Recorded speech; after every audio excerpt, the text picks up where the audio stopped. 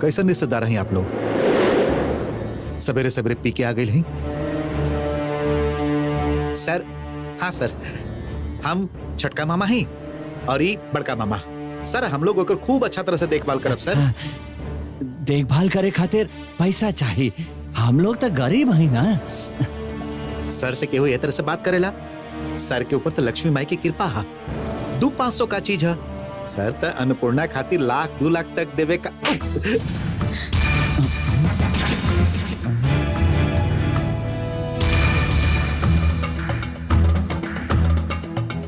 निकला है वहां से, आउट।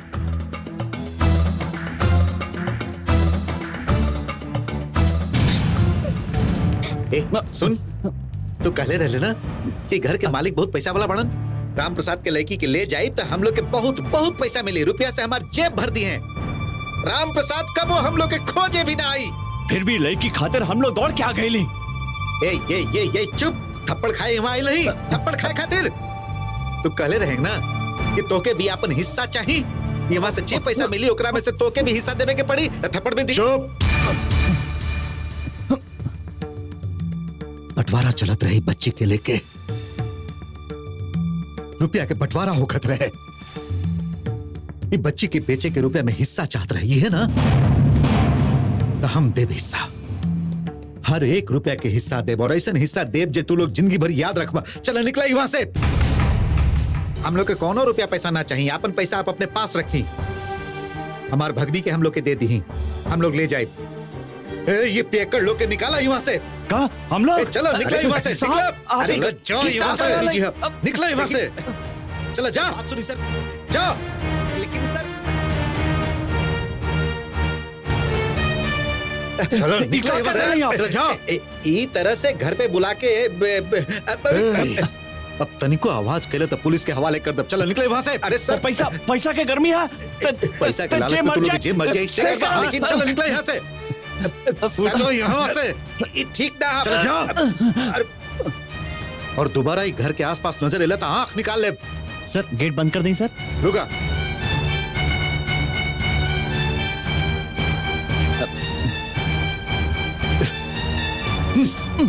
अब गेट बंद करता। बाकी सर हमारी ड्यूटी का ड्यूटी हो तुहार। पैसा के लालच में एगो लड़की के पियक्कड़ लोग के हाथ में सौंप दिया। जा कोनो लड़की के धंधा करे वालन के गिरोह में शामिल हो जा, उहे लोग के नौकरी करा। और हाँ, तुम्हारी महीना के वेतन तुम्हारे पता पर भिजवा दे। ये लोग के अच्छा तरह से समझा दो कि कबहियों ये लोग हमारे घर के आसपास दिखाई ना पड़स, ना तो हमरा से बुरा क्यों ना हुई। गेट बंद कर दा।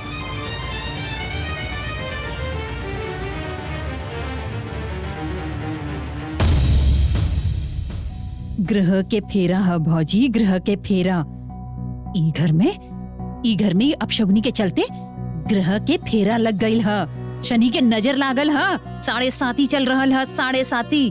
अब कितना भी कोशिश कर ले, ई अपशगुनी के ई घर से विदा ना कर पाई। बरगद के पेड़ के तरह ई अपशगुनी लड़की भी जड़ जमा ली ले है यहाँ पर।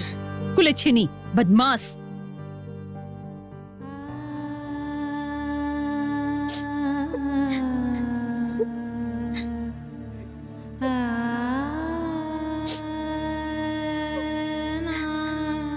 अपशकुनी लड़की, कुलच्छनी, बदमाश। ई अपशकुनी लड़की, कुलच्छनी, बदमाश।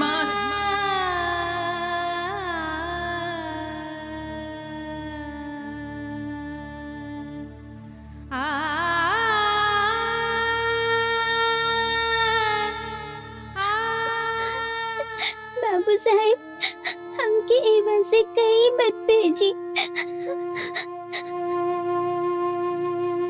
हम एकदम बदमाशी ना करब। हम बड़की माई के तनी को भी न तकलीफ दे।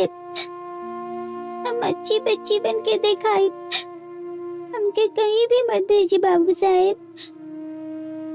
हमार बाबूजी और माई यहाँ पर आई है तो हमके न मिल पाई है। हमके कहीं भी मत भेजी बाबू साहब। ये सभी घर में का हो रहा रीना? कब वो पुलिस आ जाली तक वो पियक्कड़ शराबी अवतारण का हो रहा घर में? के कही कि 2 दिन पहले ही घर में एगो दुर्घटना घटल रहे। सब अपन अपन मर्जी चलावत रहन। हमार बेटा चल गई, केहू पर कोनो असर ही नहीं के। सब अपन अपन पर्सनल प्रॉब्लम लेके बैठल बाड़न, एक दूसरा से बदला लेता रहन। जेकर मर्जी घर में घुसल चला होता। तू लोग अपन गुस्सा उतार रहा हो, एगो छोट सी लड़की के ऊपर गुस्सा उतार रहा हो। अन्नपूर्णा पर कुछ शराबी लोग के हाथ में के सौंपे जात रहो। हम ओकरा बारे में काहे सोची? कहें कि वो हम लोग की जिम्मेदारी है, हम लोग के घर में रहेली। ओकर माई बाप के कोनो अता पता नहीं खे।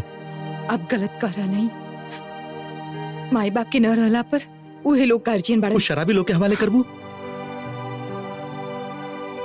कैसन बात करत हो? वो शराबी लोग के हैसियत होकर गार्जियन बने के? हम बात कहीं नहीं उन लोग के संगे। शरीर से शराब के दुर्गंध आवत रहे, होश तक ना रहे। वो लोग गार्जियन बनी है, अपन बेटे को वो लोग के हवाले कर सके लो। यदि ऐसा कुछ हो गए तो गार्जियन के तौर पर आभा को लोग के हवाले कर पाइबू? एगो मजबूर लड़की माई बाप कहवा बड़ा ने भी केहू के पता नहीं है। हमार घर के सब लोग का ऐसा हो गए पढ़न, ओकरा के निकालत रहो।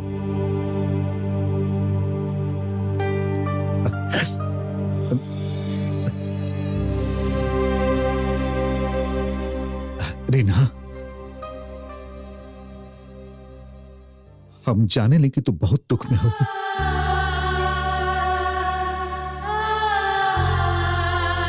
बच्चा हमू खोले ही हमेशा खातिर।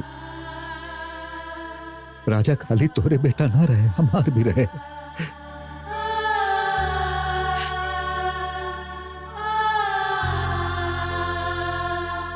वो लड़की के अब के हा? कहवा जाई वो? एकरा बात होकर कहा हुई बता सके लो? हम तोरा से कबो ऐसा उम्मीद ना कैले रहे रीना। बहुत सजा मिल चुकल हो लोग के, एकरा से जाते हम सहन ना कर पाई रीना। ये सब कहा?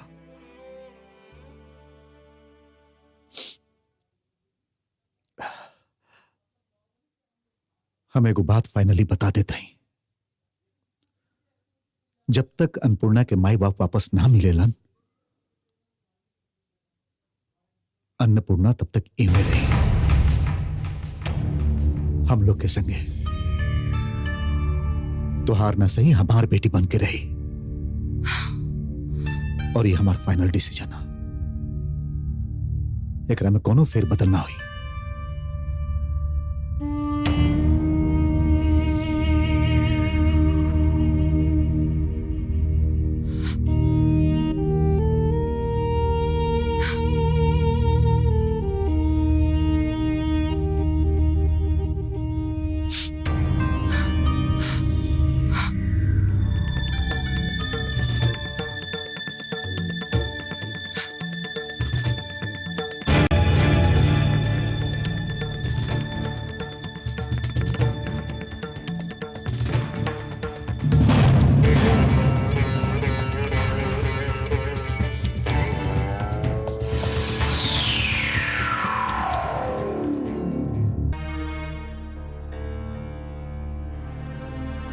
दीदी एगो बात बतावा, हम लोग के इतना बड़का घर है, इस घर में इतना लोग रहेलन, नौकर चाकर दरबान माली ड्राइवर, हम सब है। फिर भी घर में का एक भी आदमी नहीं खे जे बच्ची के ध्यान रख सके? काई घर में एक भी कोना नहीं खे जहां ही रह सके? ना ना भैया, तो ये मामला के जे तरह देख रहल बड़ा, कैसे देखी हम? सब देख के भी मुंह घुमा लें, अनदेखा कर दें, ओकरा के जहां मर्जी धकेल दी, कुछ भी करो ओकरा संगे, सब देख के आंख मूंद ले। तू अपन सफाई दे लो।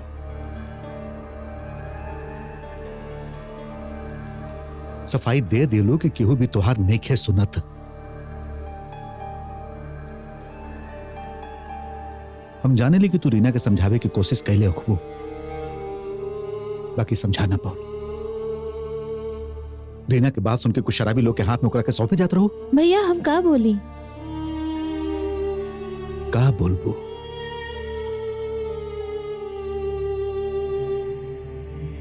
तोहके लागिला कि घर पे तोहार कोनो अधिकार नहीं है। विद्या तोहके ई घर में कोनो का बंधन में रहे खातिर कहल गई हा। तू ही घर में हो तो अपन अधिकार के चलते प्लीज हमके कहे था।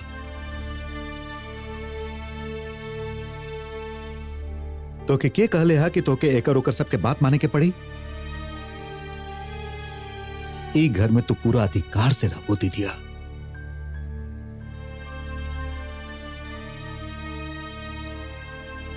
और ये बात के तू समझ लो दीदिया। आज छोट सी लड़की इतना बड़ बोझ बन गई है कि एकरा के पियक्कर शराबी केहू के भी हाथ में सौंपल जा सके।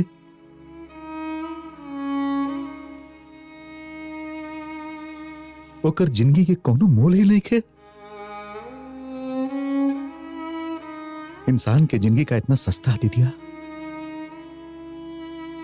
खिलौना आका, जब तक मन आवे को गुड़िया के संगे खेला और फिर ओकरा कीचड़ में फेंकता।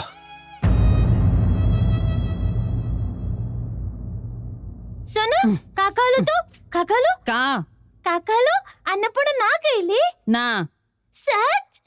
एकदम सच। अन्नपूर्णा?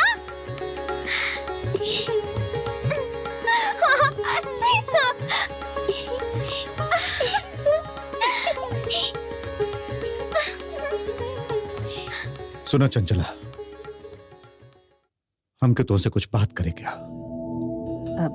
ये बात खाली तोरा अकेले खातिर नहीं है, सभी कई बात जान लेवे के चाहिए। हो सकेला कि बुरा लागे, बाकी बात जान लिहल जरूरी है।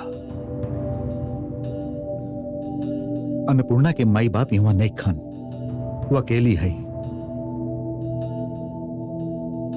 यदि तू लोग के लागेला कि अन्नपूर्णा के रक्षा करे वाला केहू नहीं खे, ऐसे ओकरा के दुख पहुंचेबा, ओकरा के नुकसान पहुंचेबा या परेशान करबा जे अभी तक ना भइल हा।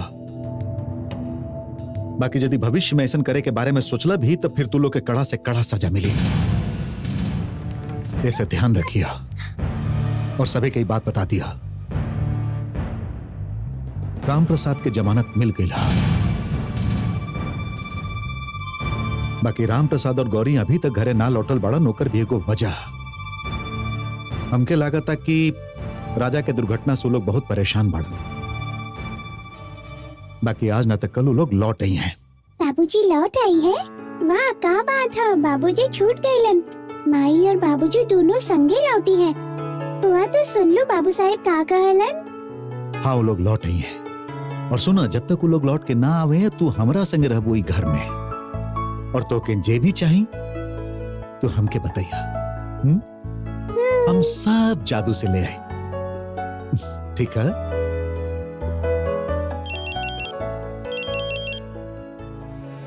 हाँ बोला।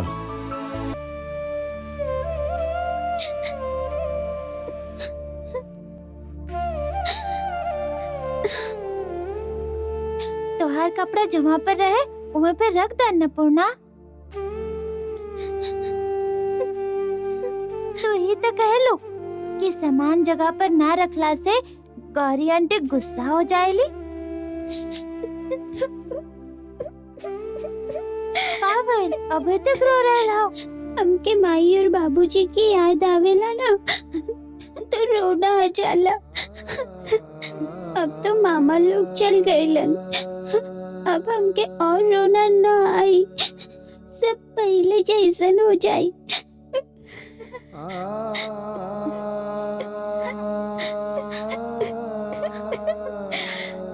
ना रोवा, ना तो हमके भी रोना आ जाए। मत रो, मत रो।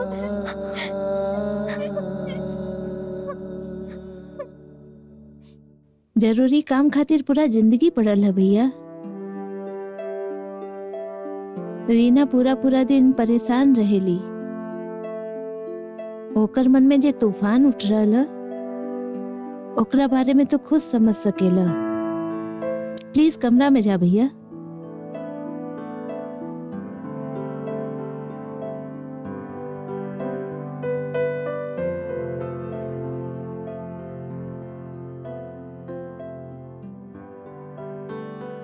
फाइल ही में रख के जा।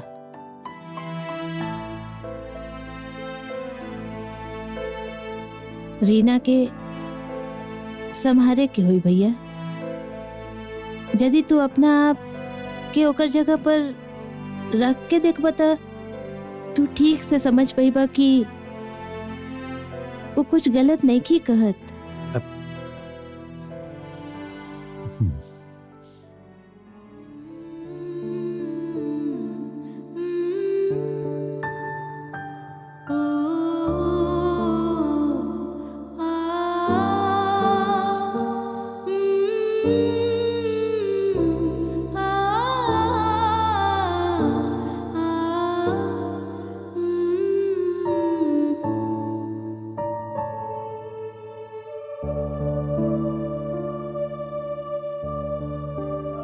दुर्गा माई, बाबू साहब कहले बाड़न कि बाबूजी और माई कल लौट आई हैं। जब वो लौट आई है ना, तो हमके डर ना लागी। बिलाई म्याऊं करी तबो हम खटिया के नीचे ना सुतब।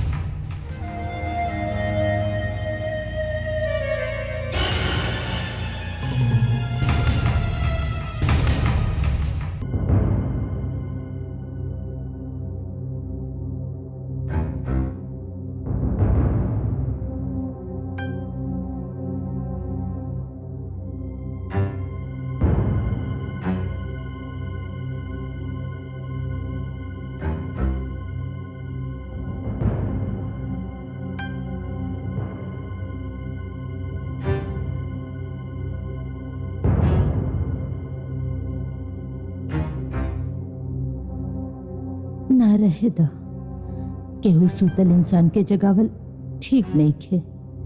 इतना रात के बेकार में केहू के तकलीफ दिल ठीक नहीं खे।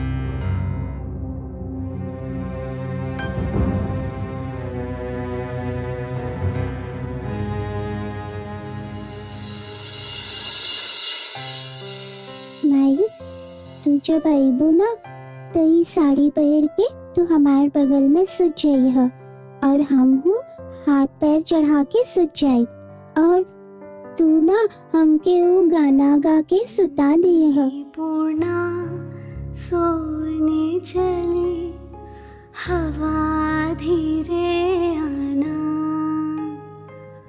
नींद भरे पंख लिए झूला झूला जाना।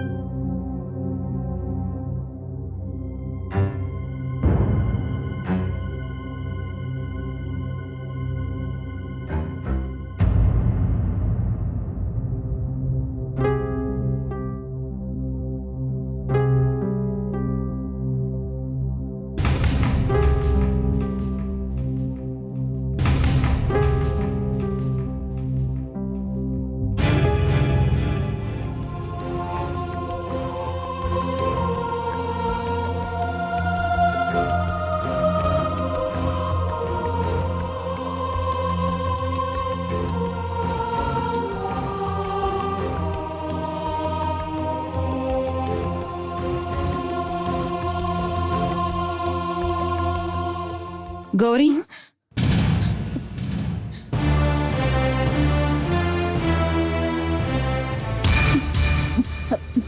भौजी हमरा पर दया करी भौजी, भौजी दया करी।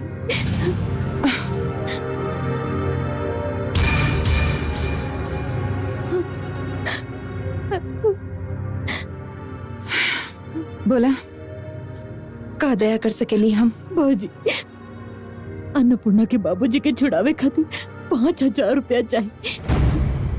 5,000। और तू ये सोच ली लो कि हम ई रुपया तो के दे? आप लोग तो इतना अच्छा इंसान है, कितना लोग के कितना उपकार आप लोग कैले हैं। और सब लोग हमार सत्यानाशी कैले ना बड़ा। भौजी, ना भौजी ना। तो कि बिल्कुल लाज ना लागल कौर? तो राम प्रसाद के छुड़ावे खातिर हमरा से पैसा मांगे आइल हो, जी हमार बेटा के मार डालस। ना भौजी, इतना कुछ घट गईला के बाद भी हमरा सामने आके अपन चेहरा दिखावे में हमरा से भीख मांगे में तो के लाज ना लग रहा हो? हाँ? हमार इतना बड़ा सर्वनाश कैला के बाद तू हमरे सामने खड़ा होके पैसा मांग रहा हो? चुप, बिल्कुल चुप। घर में सभी सुतल पाड़न।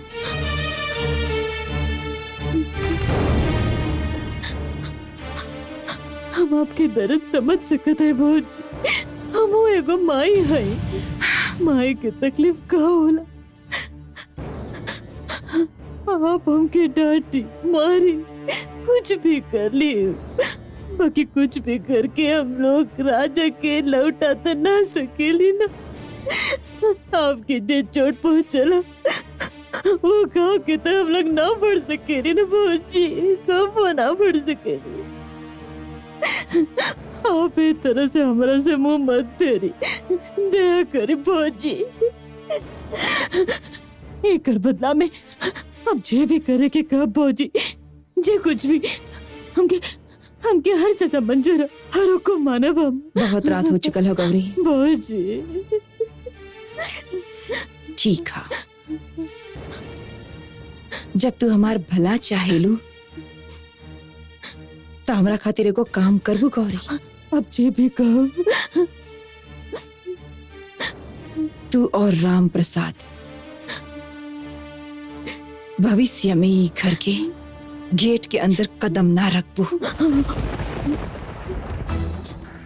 इतना सा काम हमरा खातिर ना कर सकेलू? फिर कबो ना आए भौजी, ये चेहरा आपके दोबारा ना देखा है। खाली हमके अन्नपूर्णा के ले जाए दी। अन्नपूर्णा इवा नहीं की? नहीं की मतलब? हम लोग अन्नपूर्णा के तोहर भाई लोग के पास भेज दिले हई। उम्मीद है कि जे हम कहले हई वो तो के सुनाई दिहल हई। अब तू जा सकेलू। ये आप का कर देली भौजी? वो दोनों तो एक नंबर के बदमाश बाड़न, चोर शराबी बाड़न। वो लोग के हाथ में अपन अन्नपूर्णा के सौंप देली। हम अन्नपूर्णा के तोहर भाई के पत्नी लोग के पास भेज दिले हई। ओह, तब तो वो जिंदा रही, शायद हम ओकरा देख पाई। समय बर्बाद मत करा और अब तू यहाँ से चल जा। भौजी, बाबू साहब और दीदी के प्रणाम कह दे।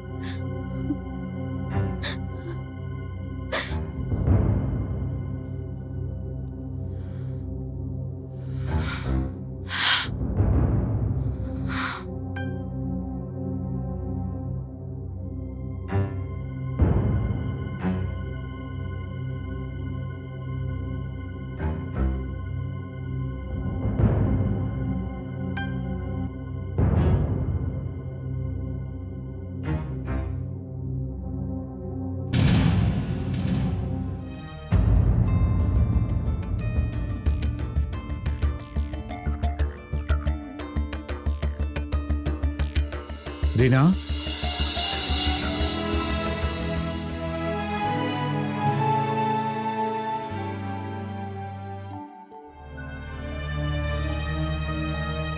रीना,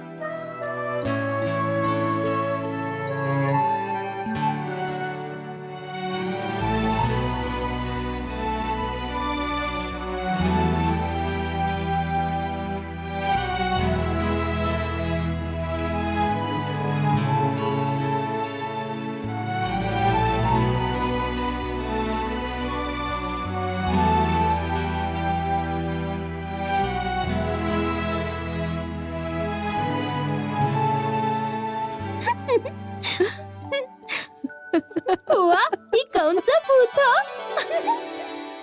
हम भूत?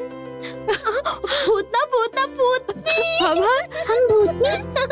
अरे जूता पहन के अन्नपूर्णा रुको हम बैठ जाते हैं।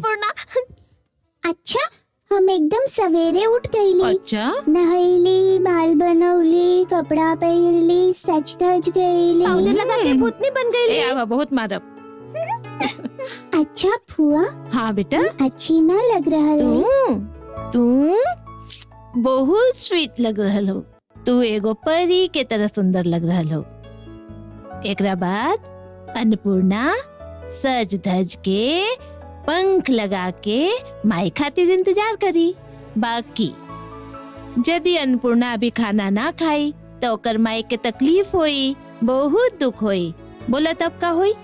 यही से अन्नपूर्णा के जल्दी जल्दी खाना खा लेवे के चाहिए। चला चला चला जल्दी खाला खाला खाला।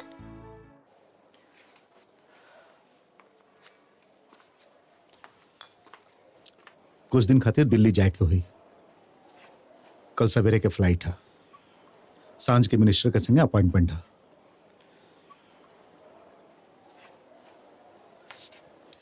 यदि सब कुछ ठीक ठाक भइल तो हमार कंपनी के बहुत फायदा हुई, समझ लू। एगो सिग्नेचर खातिर पूरा टेंडर लटक रहा है, यही से खुद जाए के पड़ी। सुन रहा हो? हाँ सुन रहा है, बोली।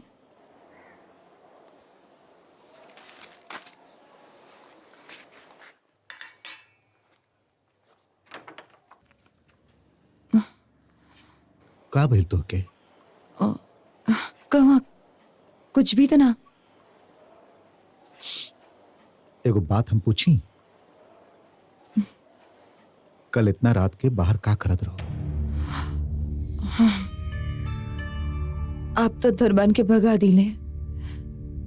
डर लागत रहे, यही से देखे गल रहे कि गेट में ठीक से ताला लागल बाकी ना। बहुत ज्यादा सोचे लो तू, इतना मत सोचल करा। कब लौटब? काम खत्म होते।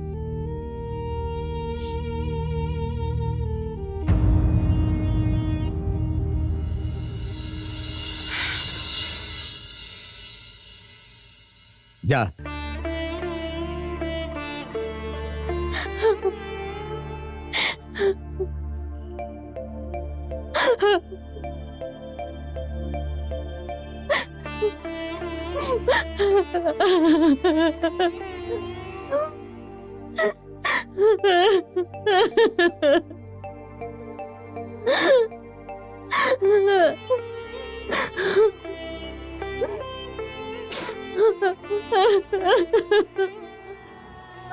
गौरी, अन्नपूर्णा बेटी कैसन है?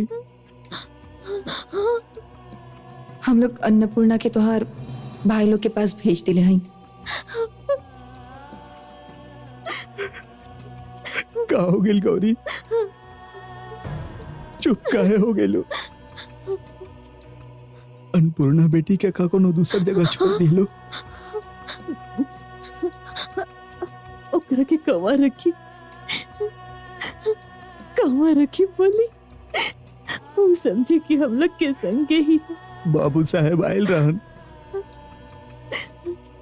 हमरा से ना मिलन। गौरी, तू और अन्नपूर्णा बाबू साहब के घर पर ही रहिया, वहां पर अच्छा से रहबो। हम तो के बहुत जल्दी वहां से छुड़ा के ले जाए। हम पैसा के जुगाड़ कर रहा है। तू बाबू साहब भौजी से कहले रहतू तो वो शायद कोनो इंतजाम कर देती। इतना कुछ घट गईला के बाद हमरा सामने आके अपन चेहरा दिखा के भीख मांगे में तो के एकदम लाज ना लग रहा।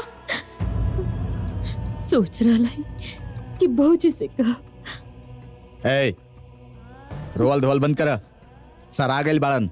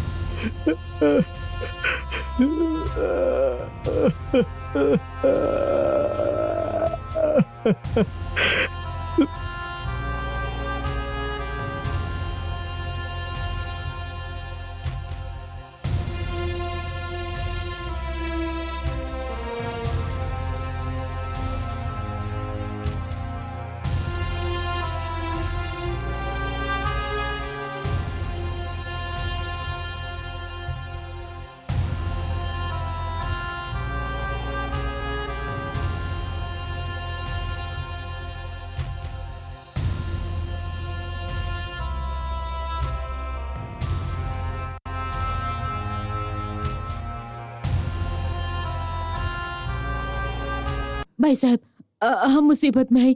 हमार तनी मदद करब। हम हमार पति जे मार गइल है। का बेकार के बात करा था। मेहनत करके ना खा सकेलू, जा मेहनत करके खा।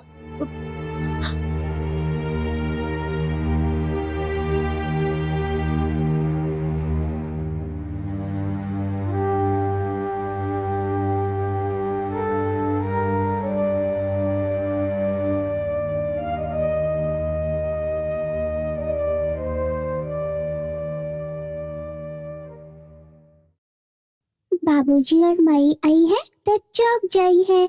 हम सब तय लगा के रख दिले हई। ओहो, माई के कपड़ा के जगह तो ठीक ही ना गईली।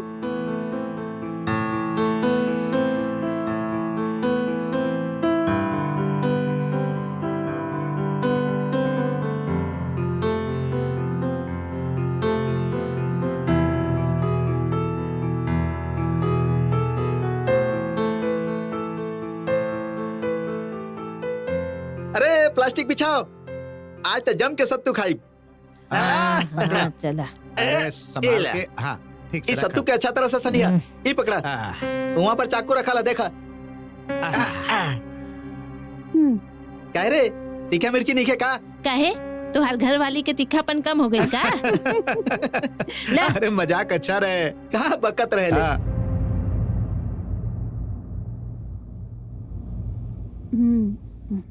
ला अब तू लोग खा। नीमक ज्यादा हो गई ना? ना ठीक है। बाकी सब तो ठीक है, पर थोड़ा सा।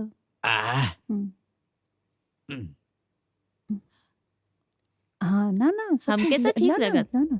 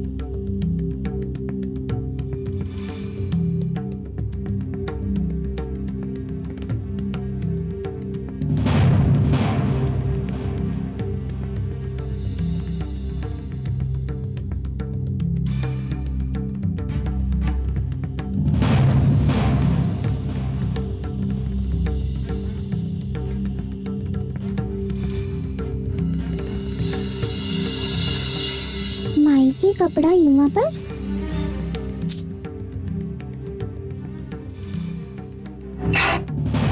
चोर चोर हाय, चोर काबिल। हमार फाइल चोरी कैले हा। ये हाय, देखा चोर। चोर। अरे का चोरलस? अरे का अरे देखा देखा उठा हाँ। उठा अरे उठा चोर। माई के कपड़ा तो फट गई। दुर्गा माई, अब हम का करी? पकड़ा जाए पर ऐसे ही लोग चोर नहीं कहेला। के विश्वास कर। अच्छा तू सत्यवादी युधिष्ठिर हो ना? एकर प्रमाण तो तुम्हार हाथ में ही है। ई देखा हमार पैर में से पायल इतना सफाई से निकसली कि हमके पता भी ना चलल। माई रे माई, ना ये बात सच नहीं के। जब तू सुतल रहो तो ये पायल अपने आप तोहर पैर से निकल गई रहे। हम तो एक रात के वापस देवे वाली रही। इला नाटक है झुट्टी कहीं के? चोरी करत पकड़ल गईली तब नाटक कर रहल है। हाँ ना, विश्वास करो तू लोग, विश्वास करो। हम चोरी नहीं की कहले, तू लोग हमरा विश्वास करो। हाँ। चोर नहीं की। अरे 2 दिन से देख रहा है कि औरत हर समय वहाँ चक्कर काटत रहेली, हर समय। ऐसा ना? हाँ, अरे वो दिन टिफिन के समय देख ली कि साहब लोग से हाथ फैला के भीख मांगत रही। अच्छा भीख में कमाई कम हो रहल है ना, ऐसे अब चोरी कहीं शुरू कर दिले है। यही तो बात है। हाँ, बहुत बेशरम चोर औरत कहीं भी के है। निर्लज औरत।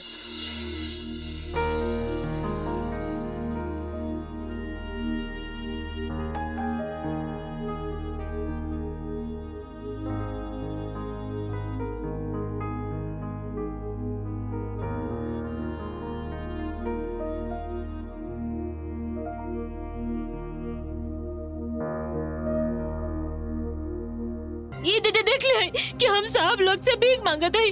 हमके 5000 रुपए की सख्त जरूरत है, सख्त जरूरत है। ये हमके। देखा हे भगवान। 5,000 रुपए के क्या करबो तू? हमार पति के पुलिस पकड़ के ले गई रही। उनका के छुड़ावे खातिर हमके वो पैसा चाहिए। ओ एकर मतलब कि उहो एगो चोर है। वो बहुत अच्छा इंसान बड़न। हम लोग किस्मत के मार रहे ऐसे आज ही वहाँ पर खड़ा है भाई। हमके भीख मांगे के पड़ रहा। हम लोग कब्र चोर नहीं की। सुना, हम लोग भी आधा पेट खा के जिंदा हैं। बाकी सपना में भी चोरी ना करे के सोचब। तोहार किस्मत अच्छा है कि हम लोग छोड़ रहा हैं। जितना जल्दी हो सके यहाँ से चल जा। ये रास्ता में कभी दिखाई मत दिया। जा यहाँ से जा। का नाटक चल रहा है माँ।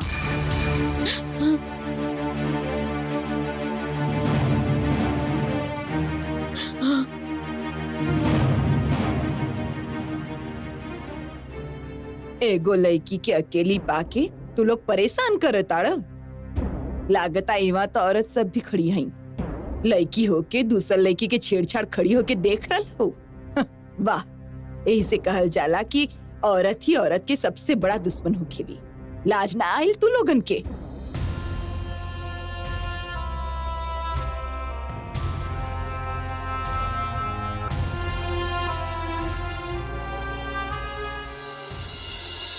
आप कुछ भी बोले ये चोरी के लिए है। शांत हो जाई, शांत हो जाई। ओहो, ए तरह चिल्लाई बता कुछ समझ में ना आई। केहू एगो हमके बतावा कि माजरा का हो। तोके डेराय के जरूरत नहीं थी बेटी। एकरा छोड़ दे, ये एगो चोर है। ये हमार पैर के पायल चोरी कैले है। अभी जे तोहार हाथ में है ये ना। हाँ पकड़ल गईली तो अभी वापस दिली। ये नीचे गिरल रहे। हम देख लेते एकरा उठा के। हम सुनो बेटी, तोहार पायल अब तोहर हाथ में है। अब तू ई लड़की के कैसे चोर साबित करबू? और साबित करे के भी है तो थाना पुलिस सबके अलग झमेला हो। तू लोग मजदूर लोग बाड़ा। आपन कमाई तू लोग ए तरह बहाइबा। तू लोग बेकार में थाना जायल चाहेला। यदि जायल चाहेला तो जा। बाकी हमके लागता कि अब तो क्या अपन पायल वापस मिल गई ना, तो अब तू काम पर जा। तू लोग भी इहे करा। ला, जा जा। चलो जाए देखल जाए। जाए दे, हमार पायल तो मिल गई।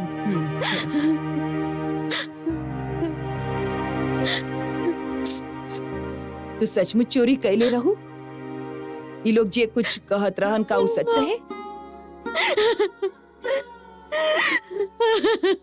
ना, हम आपके पैर छू के कहते हैं, विश्वास करें।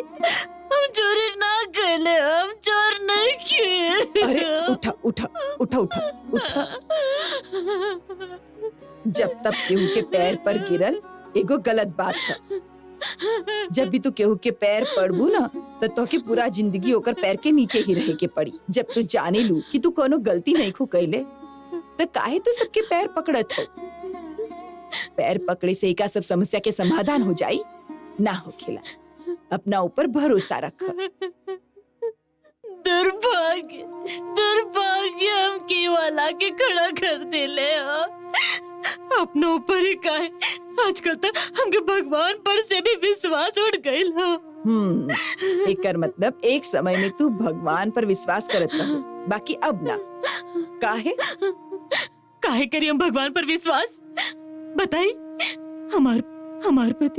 हमार पति बिना कोनो अपराध के जेल में सड़ रहल बाड़न। रुपया ना दे पावे कि वो जेल में सड़ रहल बाड़न। भगवान पर कैसे विश्वास करी? भगवान अंधा बाड़न। तो के कितना पैसा की जरूरत है? 5,000 रुपया।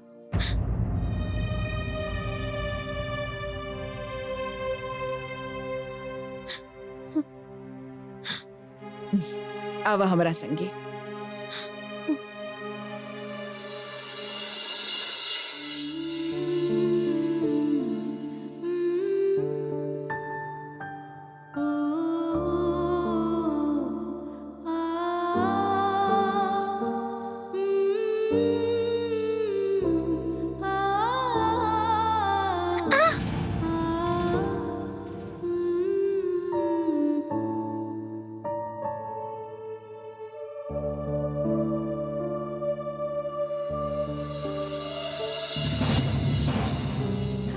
ये रुपया आप ले भाई साहब।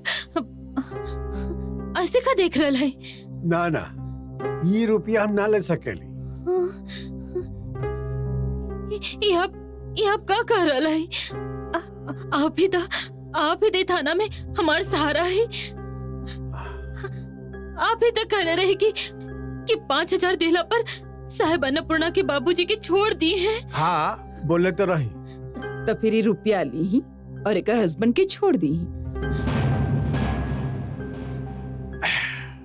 ना ना, ये संभव नहीं है। हमके माफ कर दी। हम आप लोग के कोनो मदद ना कर पाए। सुनी जी,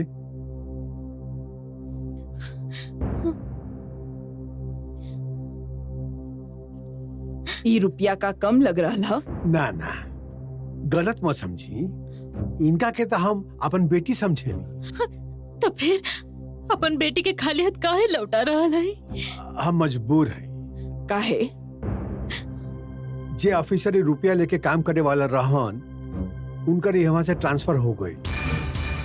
उनकर जगह पर जे आयल बड़न, वो बड़ा ईमानदार आदमी बड़न। ये सब रुपया पैसा के चक्कर में ना रहेला।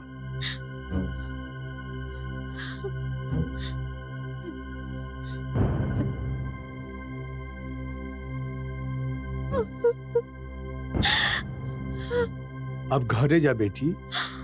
अब सब कुछ हमरा हाथ से बाहर निकल चुकल है।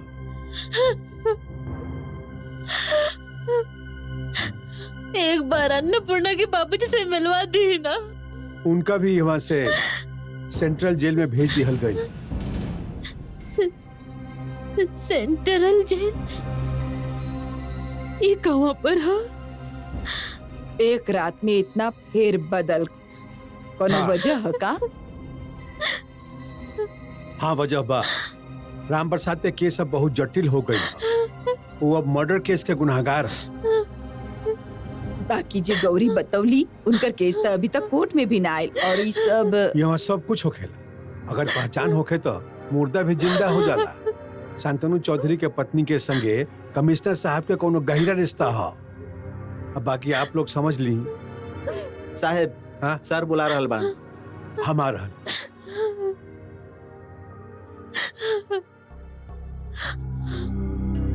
अब राम प्रसाद के छुड़ावे खातिर 5,000 से काम ना चले। 5 लाख रुपया चाहिए। तू भी ना, हम कब से तोहार इंतजार करत रही। सांझ के हमारे कमरे में काहे ना आइलो? अकेले बैठल बैठल कितना बोर हो गईली। अरे माई, हम तो काम करत रही न। तो के सिलाई करे भी आवेला? दिखावा कितना सुंदर सिलाई कैले हो। अच्छा तरह से सिए में ही तो इतना समय लग गई। जाने लो, ये हमार माई के सबसे सबसे पसंद के साड़ी है। ऐसे ना?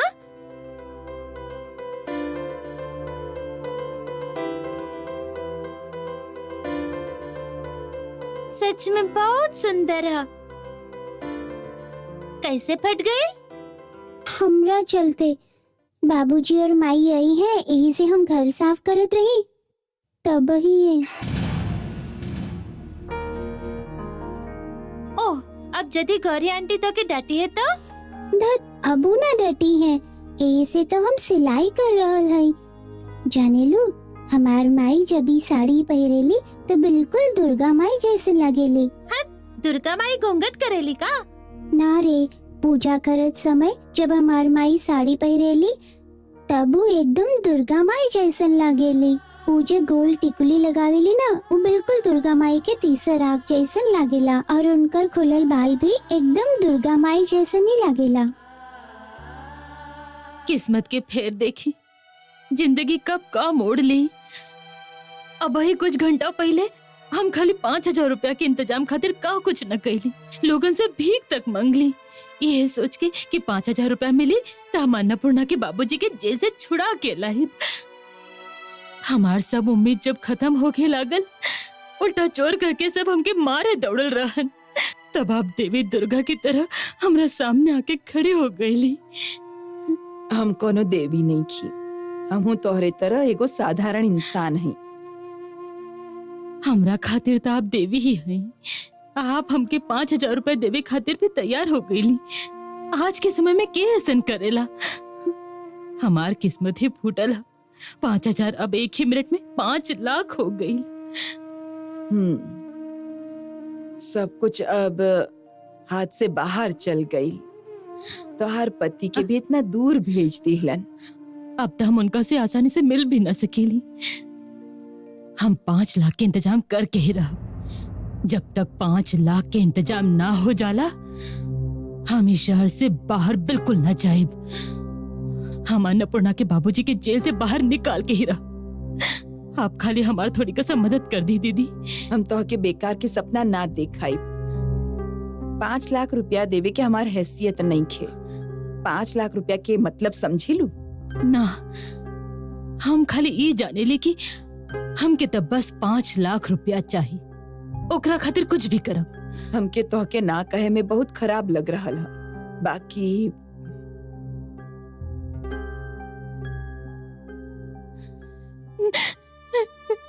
ना, हमके तरह अकेला छोड़ के मत जाइए आप।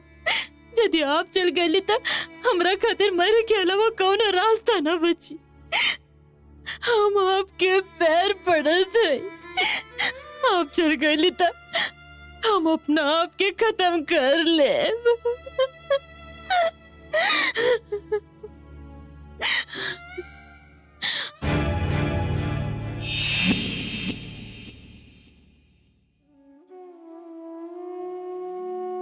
काम हो गईला पर जल्दी लौट आई है भैया।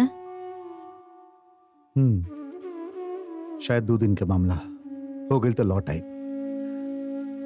तू अन्नपूर्णा के ध्यान रखियो। तू चिंता मत करा, ओकरा कोनो दिक्कत ना हुई। बाकी जब तू ना रहबा त यदि राम प्रसाद और गौरी आ गईलन त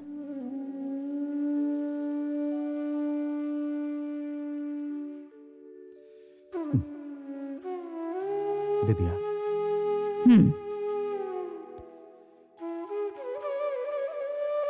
सावधानी से जइहा।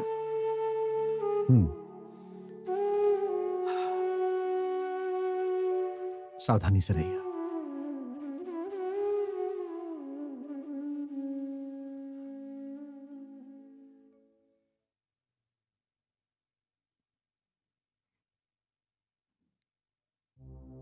यदि हम रावे से पहले राम प्रसाद और गौरी आ जाएं, तो हम रावे तक वो लोग के रोक के रखिए।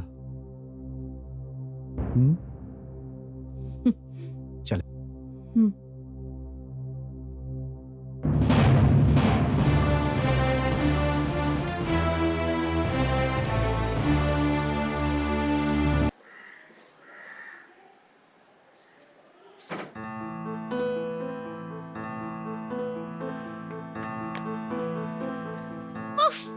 सी रहल हो तो सियती जा रहल हो। चलो ना थोड़ी को से खेलल जाए। ठीक है चलो। अच्छा तो हम लोग राजा रानी सैनिक के खेल खेलब। चला। वो खेल में तो सैनिक भी चाहिए ना। हम लोग वो खेल कैसे खेलब? राजा भैया तो दुर्गा माई के घरे चल गइलन। तब तो राजा के बिना हम लोग कोनो भी गेम ना खेल पाए। दूसर खेल खेलब। हम तो है ही ना। चलो। कुछ भी तो ज्यादा दिन तक ना खेल पाए। तू भी तो अपन माई बाबूजी के संगे गांव चल जाइबो। हम बिल्कुल अकेले हो जाए। हम तो के बहुत मिस करब। हर बुद्धू हम तो हर संडे के आई। वो दिन तो तोहार छुट्टी हुई। हम लोग संगे खेलब। हम जानत रही कि तू दोनों हमके इहवे मिलबू। सुना एगो जरूरी बात करे के रहे। हम एगो जरूरी काम से कुछ दिन खातिर बाहर जा रहे हैं। तू दोनों अच्छा बच्चा के तरह रही है, ठीक है? और तो के जे कुछ भी चाहिए, जे भी लागी सब हुआ से कही है। तो सब लाके दी है, ठीक है? बाबूजी कब आई है? आई है। हो सकेला कि आजे आ जाए। खुश?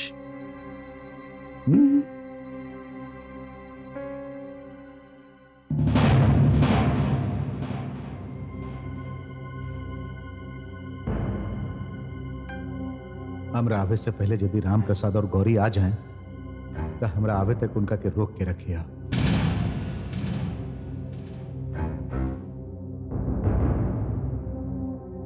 आज मंगल काल मंगल मंगल मंगल, अन्नपूर्णा के रेल चले जंगल जंगल। रेल चलत चलत रुकल जंगल के बीच। रेल में घुसल शेर मच गई दंगल। शेर खान पकड़ ली। शैतान लड़की, हुआ से मजाक है ना? बस बेटी बहुत हो गई, अब जा फ्रेश होके होमवर्क कर ला। ओके बेटी जा। अन्नपूर्णा आवा, हमरा पास आवा। टाटा अन्नपूर्णा। टाटा। जाने लो बुआ, बाबू साहब कहले बाड़न कि आज हमार बाबूजी आई है। अच्छा, हमें वहाँ पर बैठी बाबूजी आई है तो हमके एकदम तुरंत देख ली है। हाँ बेटी, तुहार जब तक मर्जी तू वहाँ पर बैठ सकेलू। बेटा आवा, हम काम करके आवत है। हाँ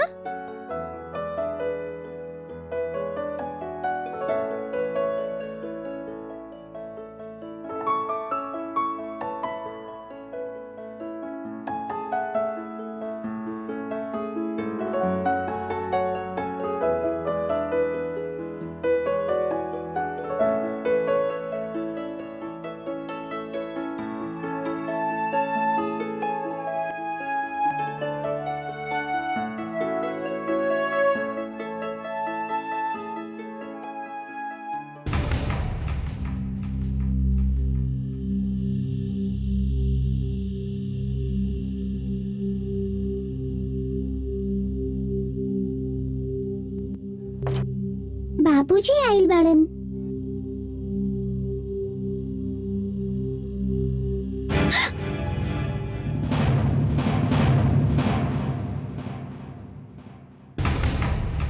बाड़ो, हमार घर में तू का कर रहल बाड़ो? हमार घर के मतलब ए तरह कर हलो जैसे कि तू शांतनु चौधरी की बेटी हो। तू तो हमार बाबू साहब बाड़न। बाबू, बहुत अच्छी बात है। भैया कब से बाबू साहब बन गेलन और हमके पता ही ना चलल। हाँ, ए, कैसे बन गेलन तोहार बाबू साहब? कैसे बन गेलन बोला? काहे बताई? तू बाड़ो के जी तो के हम सब बात बताई। सुमित, दीदी दीदी दीदी, तू ही वहाँ पर? ओ, तू भी सवाल कैलू? हाँ, तू ही सवाल करबू? हम जाने ली कि बड़का भैया मना कैले बड़न हमारे घर में घुसल मना बा, और तू भी कहले रहो। का करी बतावा? हम का करी? राजा के हादसा सुन के हमरा से ना रहल गई। पुरान सब बात भुला के हम आ गईली। हम आ गए दीदी। संगे हम लोग भी आइल हैं।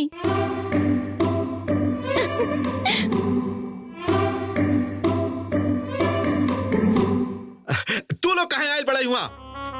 हाँ? हम तो बार बार तू लोग के समझौली कि हमारे घर में घुसल मना है। हम इस सोच कहली कि भैया भाभी से मिला और लोग के दिलासा देके चल जाएगी वहां से। ई के बाड़न बुआ? ई हमार छोट भाई है। तुहार छोट भाई तो बाबू साहब बाड़न। ई हमार उनका से भी छोटे गो भाई है, छोटका भाई।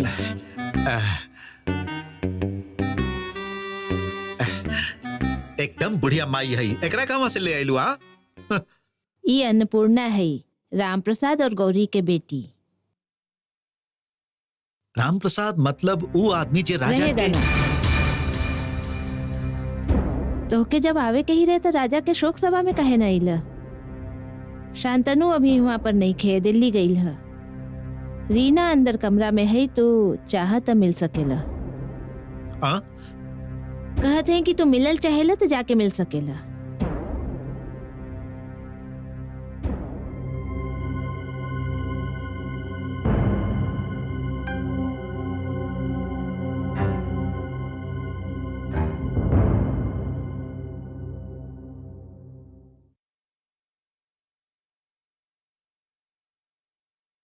बोनी, कितना बड़ा हो गई बाड़ा? कौन सा क्लास में बाड़ा?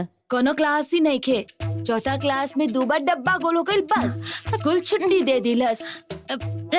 ना दीदी, एकर स्कूल ही एकदम बेकार रहे। जाने ली, एकर पापा सोचे थे रहन कि एकर स्कूल चेंज करवा दिहल जाए। दीदी, हम लोग भी अंदर जाके भाभी से मिलाई। अच्छा बात है, जा। ए बोनी, चल।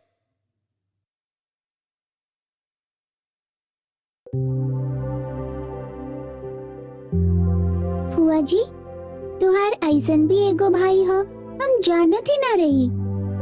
अब तो जान गईलू ना, जा जाके सुत जा। माई बाबूजी यही है तो हम बुला ले, ठीक है?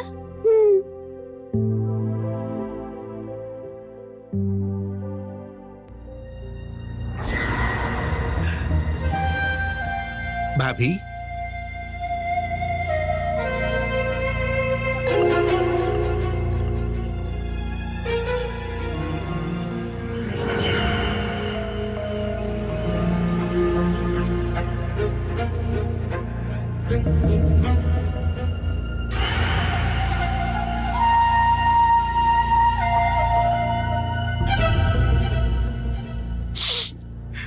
कुछ कहे लायक नहीं के भाभी।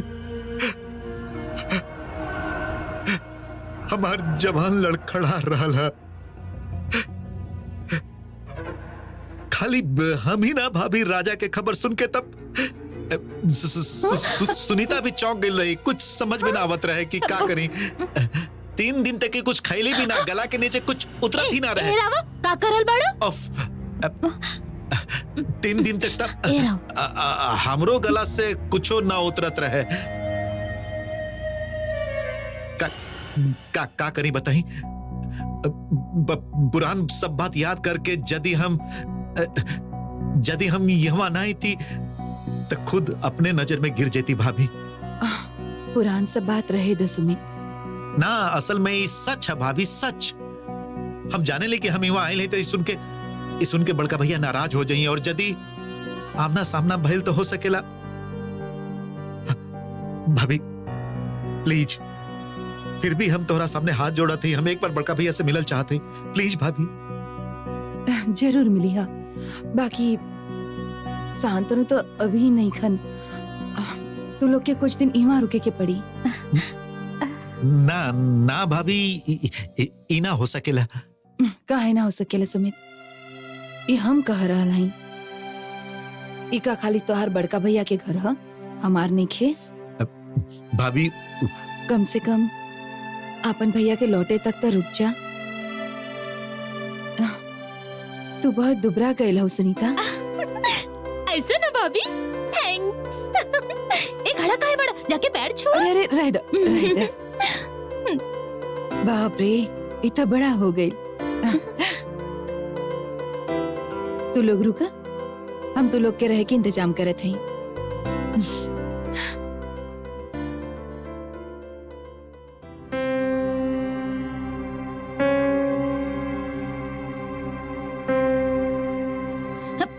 जरूरत है? अचानक ना रब काहे कहे जात रहे भाभी से, जबकि हम लोग के खुद यहाँ ले आयल है ताकि हम लोग यहाँ हमेशा खाते रह सके। धीरे धीरे धीरे, चुप।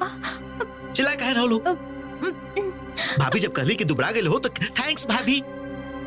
माई तू ये भी तो कह सकत रहू कि राजा के खबर सुन के तू 3 दिन तक कुछ ना खैलू, ऐसे तू दुबरा गईल हो। देखा, सुना, सुन ले लू। इतना सा बच्चा एकरा के भी इतना दिमाग है कि का करे के चाहिए और का ना करे के चाहिए, और एगो तोहार दिमाग है जेकरा में खाली गोबर भरला।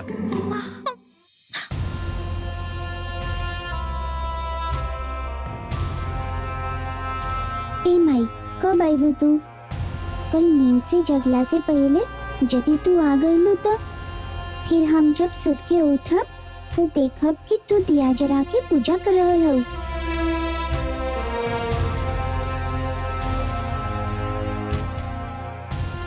इला, यदि माई सचमुच सवेरे सवेरे आ गईली तो इस साड़ी के का होई?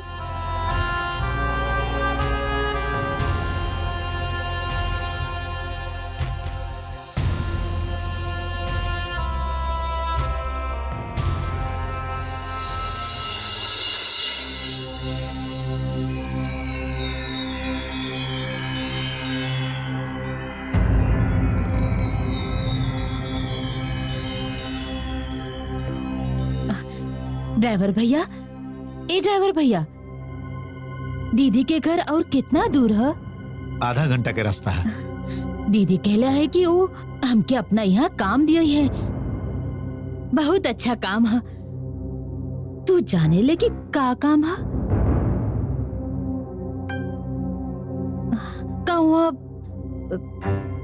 कौनो फैक्ट्री है? बहुत बड़ा है का? गाड़ी चलाओ समय बकबक मत करा, कुछ ही देर में पहुंच जाइबो। खुद ही देख लिया कि कैसन फैक्ट्री है।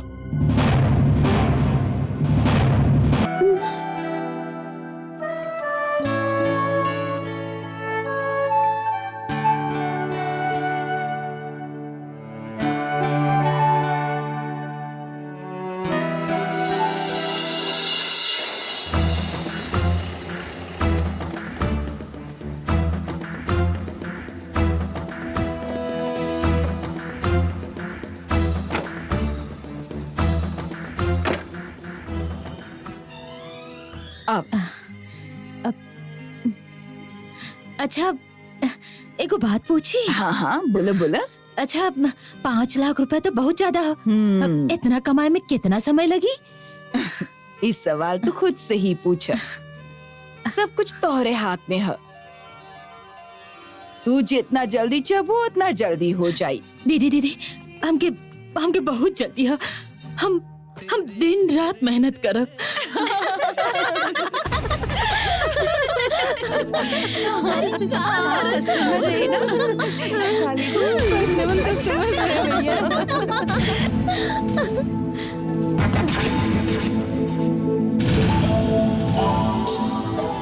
कमला, एकरा के रजनी के कमरा में ले जा। तू एकरा संगे जा। जा। का भइल तो के आवा?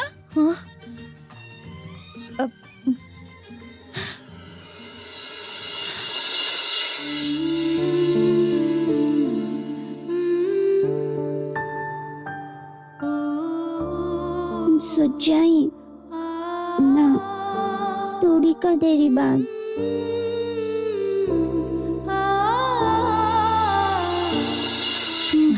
अच्छा, ये कौन सा जगह है? इवा का काम हो खेला?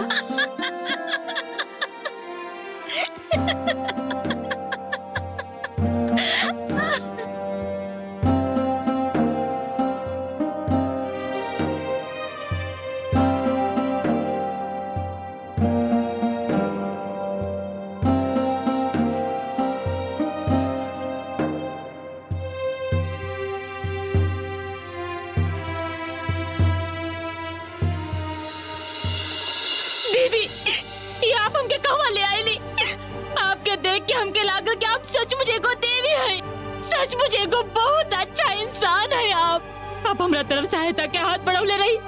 पूजा के थाने ले ले, आप देवी समान लागत रही।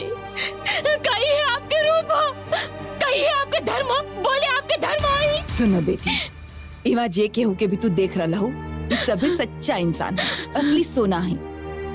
केहू ना केहू के बहन, केहू के बेटी, केहू के माई भी हैं। ये लोग खुद अपन मर्जी से इवा नहीं खियाई, ये लोग अपन काम इज्जत से करेली। ये सभी मजबूर हैं। थोड़ी का सा लाज के त्याग और थोड़ी का सा मेहनत, एकरा बदले में बहुत ढेर सा पैसा मिलेला।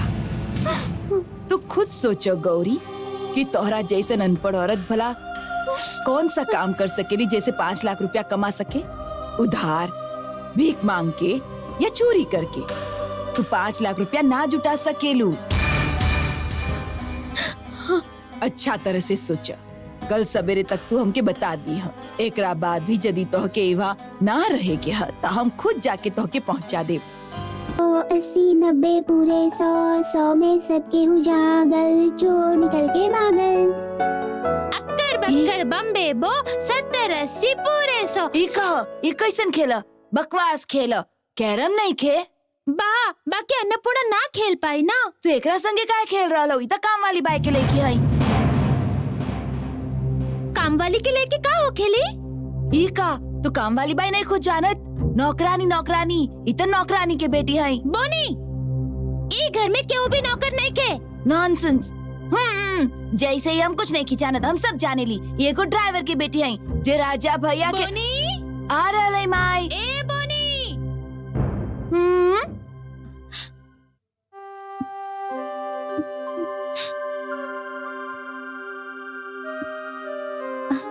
बोनी ना बहुत खराब है, हमके वो अच्छा ना लागेला। ना ऐसे ना कहल जाला, वो तुहार भाई है ना। तो का भाई?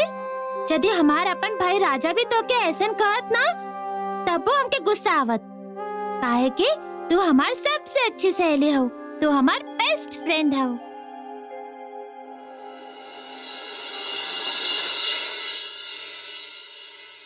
इला आ गईली। बैठा बैठा बैठा बैठा। एहवा पर अब गर्मा गरम हलवा खा ला। ये पकड़ा है हमरा खातिर। हमरा खातिर कितना ढीठ है।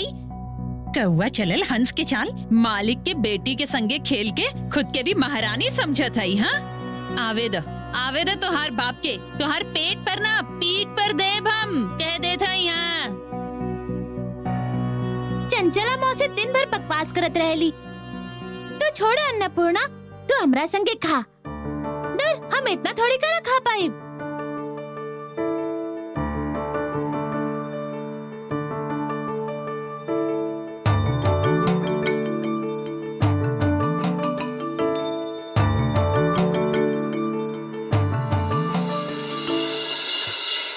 देखा भाभी, ये जे तू साफ साफ बतैलू, ये हमके अच्छा लागल।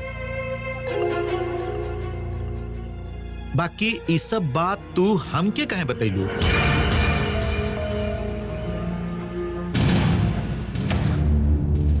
काहे कि हम बहुत ही कंफ्यूज हैं सुमिता।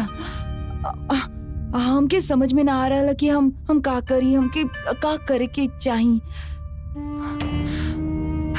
एक घर में सभी हमके गलत समझ रहल बाड़न। हमारे सेंटिमेंट के कोनो वैल्यू नहीं की लोग खातिर। तो हर बड़का भैया दीदी केहू समझती नहीं खन के काहे हम राजा के खूनी के सजा देवे के बाद सोच रहा नहीं। हम तो हर मन के बात समझ सकते हैं भाभी। देखा, हम तो कहा कि खाली राम प्रसाद ही ना, वो जहरीली लेकी के भी वहां से निकाल देवे के चाहिए। सांप के बच्चा भी सांप ही होकेला भाभी ना। हम वो लड़की के सड़क पर ढकेल देवे के बात नहीं करत। देखा, ये शहर में बहुत सा अनाथ आश्रम वगैरह है ना। ई तू का कर रहल बाड़ा सुमित? तो हर बड़का भैया ई बात कोनो भी हालत में ना मनी है। तू मान ल, भैया के मनावे की जिम्मेदारी हमार।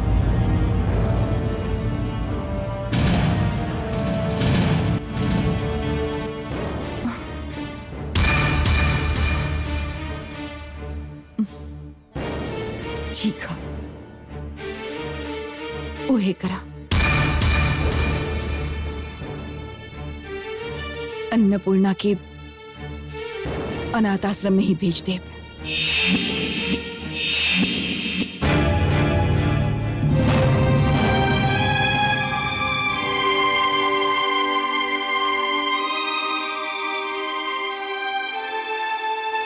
हम आपके बहुत जल्दी वहाँ से निकाल के ले जाए। हम पैसा के इंतजाम कर रहे हैं। तोहरा जैसे एगो अनपढ़ औरत कौन सा ऐसा काम कर सकेली जैसे कि वो 5 लाख रुपया कमा सके? उधार से, भीख मांग के या चोरी करके भी तू 5 लाख रुपया ना जुटा पैबू।